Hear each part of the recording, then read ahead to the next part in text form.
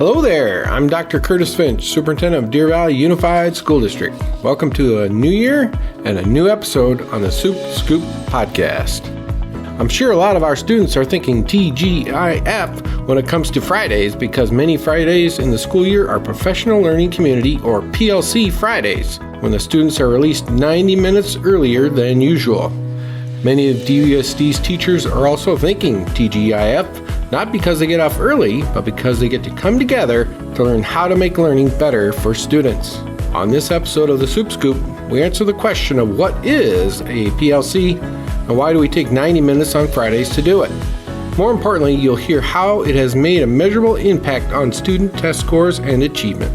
We have PLC pros from the district level, a PLC model campus at Union Park School, and PLC leaders at Barry Goldwater High School who will share their success stories and how it's made it possible through the PLC journey. That's coming up on today's Supe Scoop, and we'll get the conversation going after this quick pause.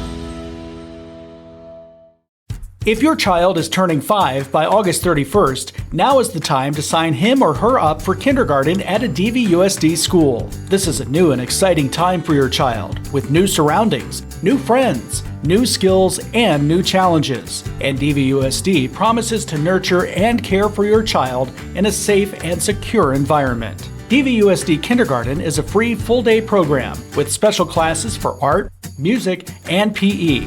Before and after school care is also available. To sign up today or for more information, visit dvusd.org/kindergarten. Welcome back to the Supe Scoop. I'm Dr. Curtis Finch.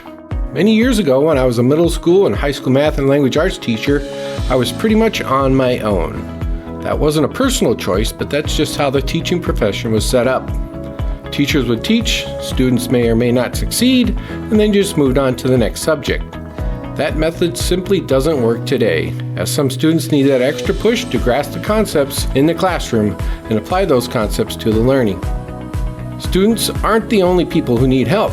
Sometimes the teacher needs a fresh idea or a different approach to help those students who are struggling. That's where the PLC process comes in. PLCs, or professional learning communities, allow teachers of similar grade levels or similar class subjects a chance to come together to discuss what's working well for them and their students. When leading teachers share ideas with others in the group, those ideas can be used with other classrooms, and we're seeing positive results with the PLC approach. We'll hear from two sets of teachers who will bring us to the classroom later in the podcast. But let's first get the district view with DVUSD's Director of Organizational Improvement, Paula DeMarteau, and PLC Manager, Amy Moore. I am Paula DeMarteau. I am the Director of Organizational Improvement and Professional Learning. And I have a team under me, which is a PLC training team. So it's one of the things that I do. And Amy Moore is the manager of that team, so she's here as well. Hi everybody, my name is Amy Moore. As Paula mentioned, I am the manager of professional learning communities, so I work with all schools, elementary, middle, and high school, just really helping to build high-functioning collaborative teams. All right, let's dive into this. What are those 90 minutes used for? Where did that come from? What's the history behind this? I'll give you a little bit of history. We started working on PLCs all the way back in 2015. Officially as a district. So it's been about 8 years or so, and PLCs really are professional learning communities, and each school is a professional learning community, and teachers get together in groups called collaborative teams to look at what they're teaching, if students are learning it, if they're not learning it, what they can do differently to reteach the students or re-engage the students, and if they've already learned it, what they can do to enrich learning opportunities for the students. So in 2015, we started looking at the research behind the importance of getting teachers together, giving them time to collaborate. We studied as a system and learned about some great processes to do that effectively. And then we were lucky in 2018, our governing board, they voted to give us early release days. So we started doing 90-minute early release days on most Fridays. And that gives teachers time to get together and do this really important work. All right, you kind of hit professional learning communities. Can you expand on that? It sounds like an educational buzzword. What is that, Amy? It is an opportunity for teachers to come together as a team. So they are not operating individually as silos, but actually have a group that have like content that they can talk about. So we have a couple different concepts here. Some teachers get together in their grade level teams. So maybe it's a third grade team that gets together. But Deer Valley is also unique in that we have created structures to allow multi-schools to come together. Example, if you have a 7th grade science teacher, we really want that 7th grade science teacher to be able to talk science content with another 7th grade teacher. So we may have other schools within Deer Valley that meet together as 7th grade science teachers, that they can really dive into content. We want to be able to use each other to find out what do we want students to know, be able to do, what are their standards, what are their skills that we're trying to help them, and then come together with a check for understanding. How do we know that these students have gotten it, have learned it? And if they haven't, let's use these results to figure out what can we do differently to help students bridge those gaps. Could you tell me what do you think the benefits are? And now you are both at the district office, so you get to see the umbrella over 42 schools. What are the some of the benefits of PLCs and this early release concept? What are some of the benefits? Well, when we started this work, we right away, the teachers let us know that they just loved being together with their peers and talking about teaching and learning. I mean, like above all, like that is the biggest benefit is teachers have time to talk about instruction, to talk about specific students. We also have new teachers. So when the new teachers come into these groups, they're not starting from scratch. They already have agreed upon essential standards that they're teaching, agreed upon instructional practices and assessments, and so they can really start from day one with so many resources. So there's an obvious benefit to students. Mm-hmm.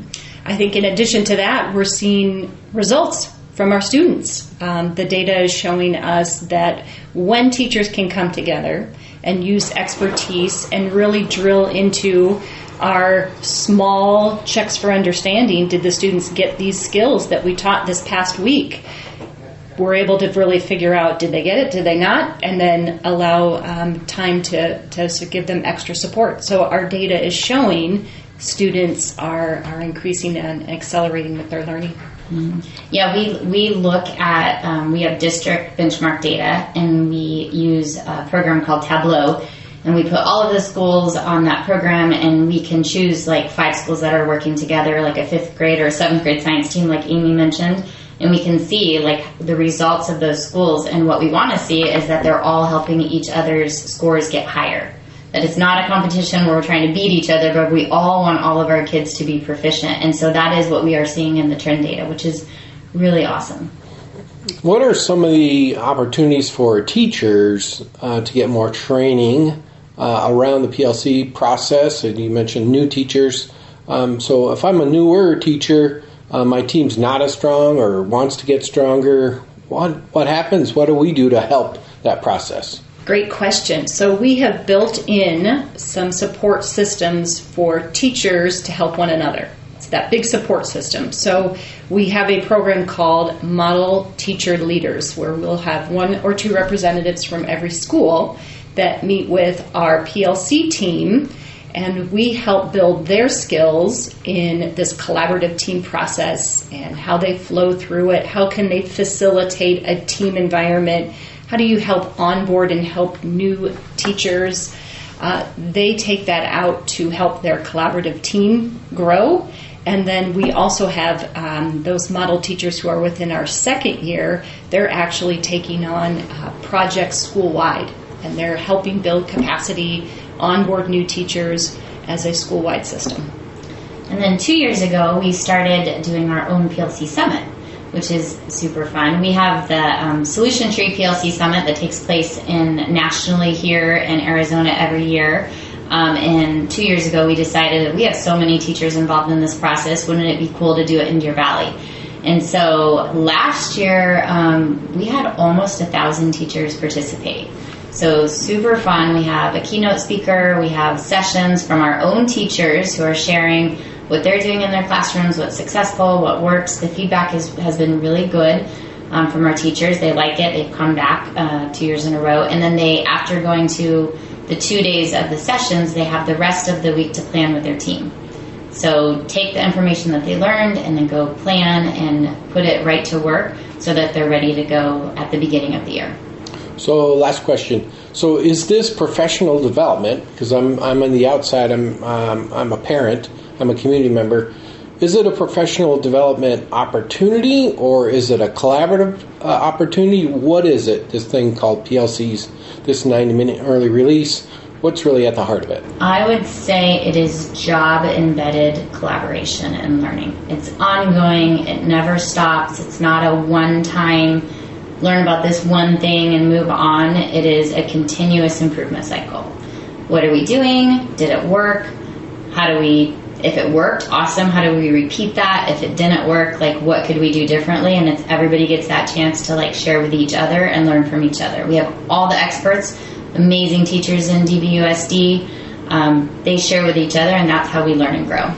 Amy, you were just sharing with me earlier that Deer Valley is becoming a showcase district for this. Talk a little bit more about that. Yeah, in fact, Paul and I were just at the Arizona Department of Education a couple weeks ago as we were helping other schools and school leaders learn about the process and how Deer Valley is building capacity within our district on this process.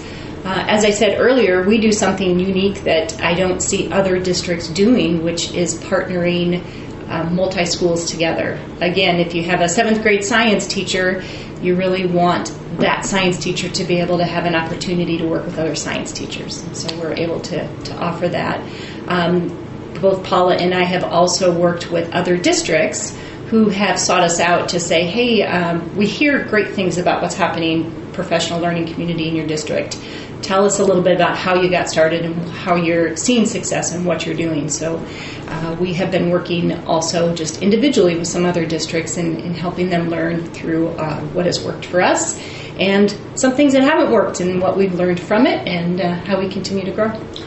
Also, we have several of our schools are model PLC schools. So they have through Solution Tree, they have been named as a model PLC school. Our district, in fact, has been named as a model PLC district. In fact, we're the only district in Arizona currently that is a model PLC district. So we work really closely with that organization. We also work with Project Momentum through the State Department of Education. We're always trying to improve our classrooms, our schools, our district, and we're at the top of that, and we're always reaching out to others to see how we can even move further. Well, I do talk to other superintendents, from this state, in this state, and other states. What are the 3 key ingredients to having a successful PLC process? Because they say, oh yeah, we're doing PLCs, and this is when we work on our field trips to make sure they get organized. That's not what PLCs are about. What are the 3 key pieces that you need to make a successful program? Good question. Actually, we get asked this question a lot. So I think the difference in doing it right versus kind of doing PLC light is one, it is most successful when it is led by the organization. So it took us a little bit of time to kind of figure out what that looks like, and now we are there where we are all aligned between our departments. We're all in our superintendent, our goals are all aligned, and all of the work that we do supports the PLC process. So that first is important. We're all doing the same thing. The second is time. You cannot do this without time. So we are so appreciative of the time that we have on Fridays, of any extra time that our schools give our teachers, additional release time. That is helpful. And the third thing is you have to stay focused on the work, on kids. It has to be about individual kids and helping them learn. Learning. It's all about the learning. Mm-hmm. I always say it this way. We don't care if you're a great teacher. We want to know, did the kids learn? Yeah. That's the key. In college, you can be the great teacher, and the kids come and go, and they pay bills whether they learn or not. In our world, we are really into great learning. Therefore, if you're a great teacher and the kids are still not getting it, then that means something needs to be changed. And that's why collaborative teams can say, hey, I do this, this works better for me, try that, and that's how that collaboration has value. Yeah, and our teachers are like fantastic. Like Yeah. they are always problem solving and trying to figure out like what can we do differently, what are you doing. It's so impressive how far education has come over my career of I think like 28 years now. I think the final piece that is adding to what needs to happen is building teacher competency, of allowing them to understand the skills and building that, because I believe with competency builds confidence, and we see our teachers just starting to flourish and having that confidence not only in their instructional practices but then as a team being able to share ideas and share their data, what's happened, what's worked, and how do we help accelerate where our kids are at. All right, keep up the great work. We're a PLC a district known throughout the country now, and so we need to keep on the path, keep doing a good job. You guys keep up the great work, and we'll continue to plow the trail. Thanks, Dr. Finch. The PLC process sounds good in theory, but when you see it in action in the classroom, that is where you really see the value of bringing teachers together on a regular basis to share ideas. We'll now take a look at two schools, one that feeds into another, to see how PLC is changing the learning process. Union Park School opened in 2020, and it was not a normal school opening by any stretch of the imagination. UP opened during the worst of the COVID-19 pandemic and was facing booming enrollment due in large part to its location in a rapidly growing part of our district. In 3 short years, Union Park has earned Model PLC status. 7th grade ELA teacher Kristen Eager and 5th grade ELA teacher Jessica Carr share how the PLC process launched the learning connections at Union Park. My name is Kristen Eager. I'm a 7th grade ELA teacher here at Union Park. My name is Jessica Carr. I'm 5th grade ELA at Union Park. Nice. We are talking today about PLCs. What is a professional learning community, and maybe what are you trying to do when you're in there? We talked a little bit about the 4 questions. Okay, well, some people think that a PLC is a meeting, and that's what we do on 90-minute early release days. But it's actually a continuous process. It's not just a meeting, but time for us to collaborate as staff. So when we collaborate, we think about our students first. We think about 4 guiding questions. What do we want the students to know and be able to do? How will they learn it? What do we do if they don't learn it? And what do we do if they already know it? So you're in a meeting with your grade or maybe a team of along a subject. What does that meeting look like? In that meeting, we use the 4 questions to guide us. So the beginning of each meeting, we might be in a different phase of that continuous process. So we pick up where we need to pick up, and we're using those questions to help us to know where are we and where do we need to go with the students. And yes, we use data in the process throughout. Our data is what drives our instruction and drives our decisions and helps us to create our common formative assessments while we're meeting. So are you looking at specific student data, or are you looking at 7th grade math scores together as a unit, or both, or what? We analyze both. So we look at our overall score, but we really focus on each individual student, and we look for their misconceptions. If they do not understand the standard the first time we teach it, then we look for misconceptions on how we can reteach during our Tier 2 instruction. If they have mastered that standard, we talk about how we can enrich them or what our next steps in teaching are. So kids are, you're looking kind of for groups and maybe the impact of your teaching, whether it worked or not, and then let's say it really works in your class. Do you share that concept with your neighbor? Yeah, so the teacher that has the highest number of proficient students would speak first, and they would talk about instructional strategies that worked in their classroom. And they would have usually student work as evidence that proves that the instruction worked. And then we go from there and we talk about things that worked in our classrooms and we share that information. So give me another example or examples of how it helps you as teachers when you're in these groups with a really specific mission. Obviously it impacts students, but tell me about how it changes you, helps you grow as a teacher. As teachers, we want to have the best instruction the first time around, and this has really helped us here at Union Park as well as our multi-school collaborative teams to really tighten our instruction and use these strategies that we share to have the best Tier 1 instruction that we possibly can. So our general instruction the first time around, so we meet the needs of as many students as we possibly can, which helps us to mitigate that amount of Tier 2 instruction that we have to provide. If we end up with a smaller number of Tier 2 students, we're better able to meet those individual needs of those students and get them back on track. Okay, so your Tier 2 is obviously when you're starting to do your interventions. Tier 1's every student? Correct. Okay, so you talked about multiple other systems that you are talking to, or other grades or schools. How does that work? When we talk about instructional strategies, with other schools, with multi schools, then we can try it in our own classroom, especially when we're reteaching students. So if we're teaching a strategy and students aren't getting it and they're not showing proficiency and they're one of our Tier 2 kids, then we can try a different strategy to help when we're reteaching them, because they didn't understand the way that we were doing it first. And sometimes as teachers, we don't know other strategies that might be beneficial to help students meet mastery of those standards. I've said this before and repeat it wherever I go. Today, in the old days, we looked for good teaching. Now we're looking for good learning.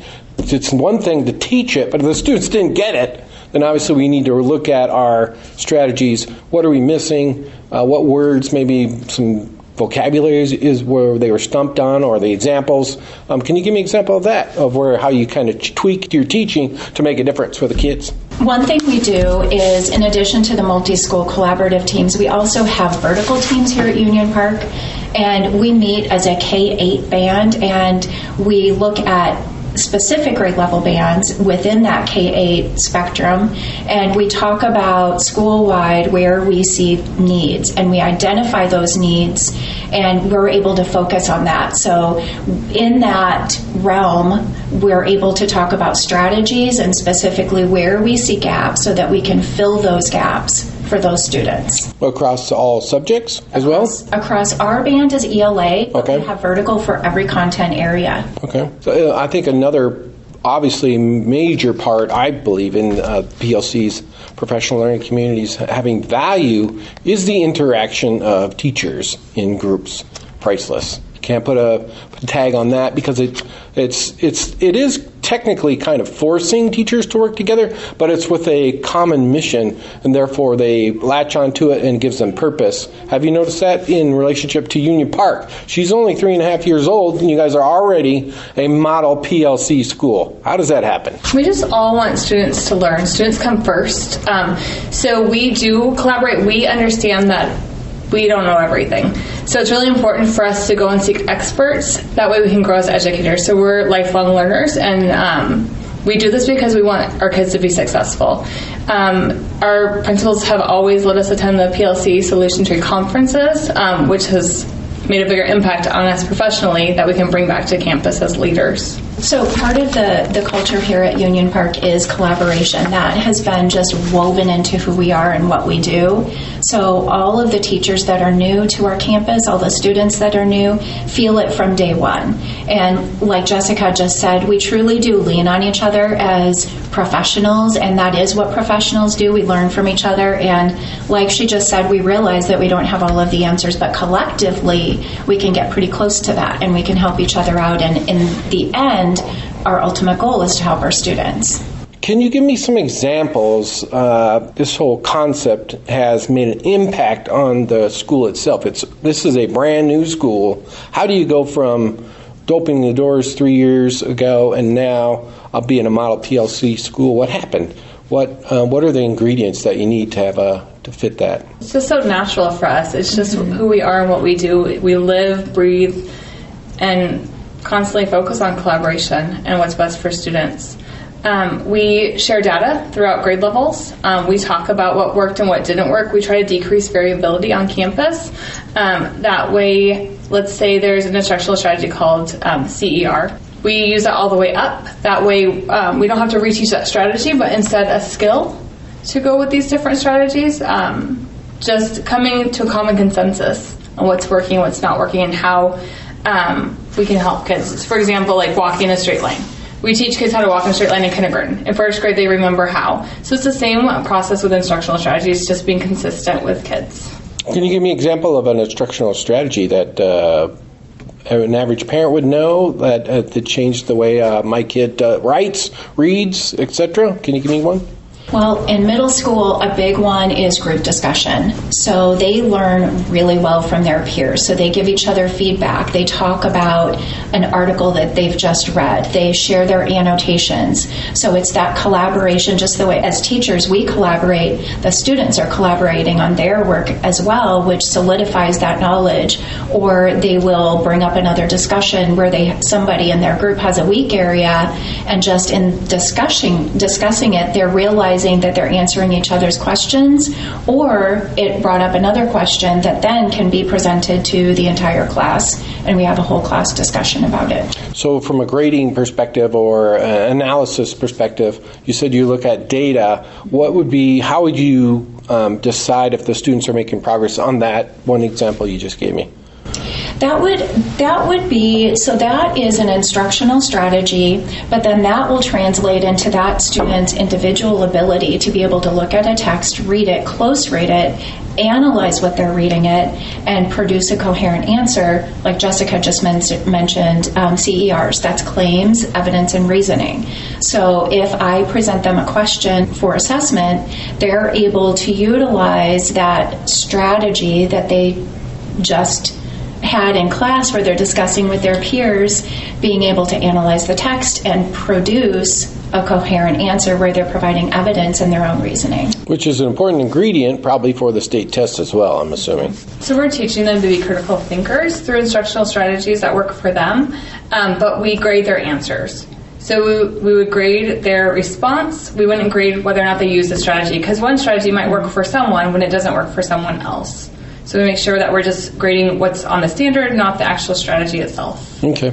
So when it comes to the kids learning, the side you're looking for is, are they following the model? Are they getting the idea that when you get cornered on a state test and it says, read this text and explain what's happening here, ... they should be able to automatically go to your strategy and think, oh yeah, I need to have these three parts to it to be explain what I'm doing.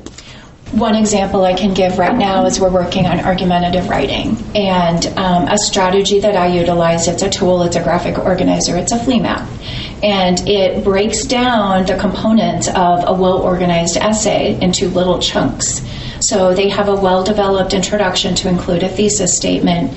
Each reason becomes its own paragraph, and then their counter-argument and their conclusion. But we when it's taught, we walk through it very slowly, and on the day of testing, those kids can create their very own flea map on a blank sheet of paper where they take their notes and then type up their essay. And it has become so ingrained in how they write, it's part of their process, that they're able to do it just almost naturally. And that carries with them year after year. Sure, and they can carry it on to college too. And we do a flea map also in 5th grade, similarly to what she's saying, to decrease variability, but we have opinion writing in 5th grade for our standard, but they're able to translate that flea map that they work on in 5th grade to 7th grade when they do argumentative. So another way of decreasing that variability. Nice. By using the same instructional strategy throughout the grades, kids won't have that test anxiety when they're under pressure to produce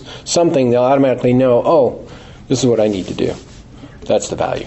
And one thing that helps us as a campus also is that from the very beginning, all of the teachers here are very open-minded. So when we talk collectively, whether it is in our multi-school teams or our vertical teams or grade level teams or bands, we really talk about what the kids need and what we as teachers can do. So as Jessica just said, they do flea maps in 5th grade. All the way up to 7th, they do it in 8th. So we're able to really make sure that we're all on the same page, and where our focus is what's best for the students and helping them to learn and achieve more. Right, and so during your PLC time, you can compare if the students are getting it at the different grades. You can check in with the different grades as well to see if the progress is being made. All right, that sounds great. Thank you for your time. Sounds like you are experts, obviously, in a model PLC school and a model PLC district. So keep up the great work and continue to share with your peers. We love it. That's how we help students grow. Good job. Thank you. Thank you. Union Park feeds into Barry Goldwater High School. And with the student success at Union Park, we want to keep the bar set high as students go into high school. English language arts teacher Erica Torres and Tate Malone and math teacher Kyle Martin share how different grades and different subjects work together to make learning at Goldwater impactful on both students and teachers. I'm Erica Torres. I teach ELA here at Goldwater. I teach freshmen and juniors. And I'm also the PLC team lead for ELA 1-2 freshmen. I'm Tate Moline. I am the ELA Code Department Chair for the department, and I teach sophomores this year. I'm doing general education honors, and I'm also the yearbook advisor, and I'm the collaborative team lead for the sophomore team. Hi, my name is Kyle Martin. I am the math department coordinator and chair.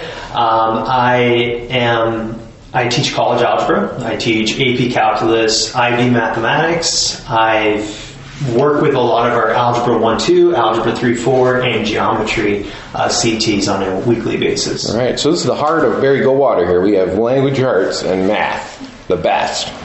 All right, tell me a little bit about, for our audience, tell me a little bit about the PLC process, the professional learning community process here at Goldwater, how it impacts you, and maybe how it impacts students. Sure. So we meet about once a week on Friday afternoons, and that's when we get to talk about basically how our students are doing and what we've been learning. We use formative assessments and common formative assessments to kind of measure that, and that's kind of at the discretion of the team what those look like, how often we administer them.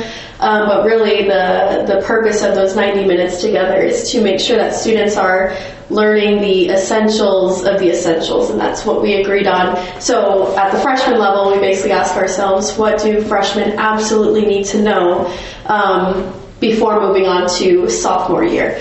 So it's great to talk with Tate and the sophomore team about, hey, we're teaching this. Is this good? Like, what else do we need to prepare them for sophomore English? And we kind of go from there. So it's a lot of backwards planning, at least at the freshman level. What's the, you mentioned common formative assessment. What's that? What do you mean by that language? What is it, what are you using that for?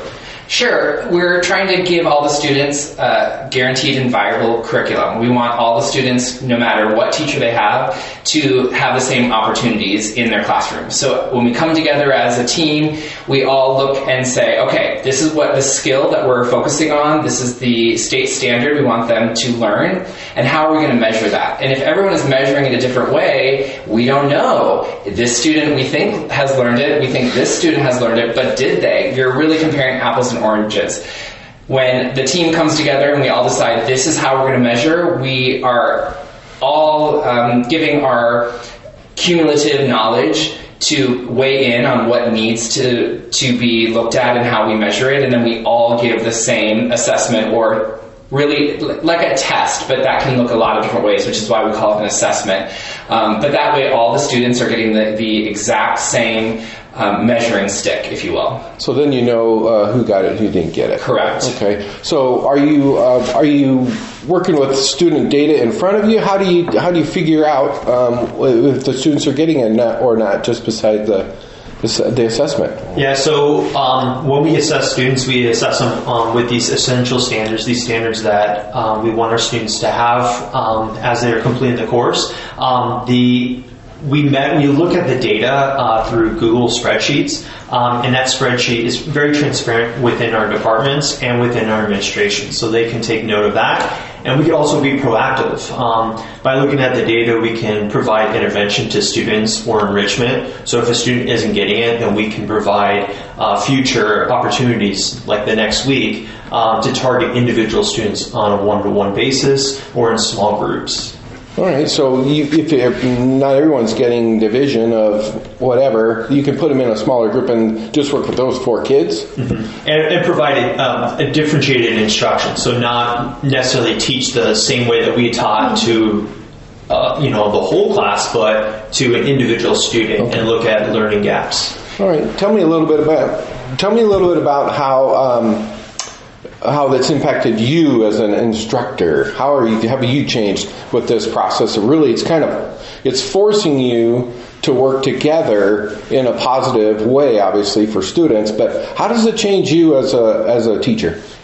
Yeah, so I started teaching here a couple years ago, actually as a student teacher, so I kind of got to observe the PLC process, and I thought it was okay back then, but I think in the last 5 years we've come a long way. There's just a lot more clarity.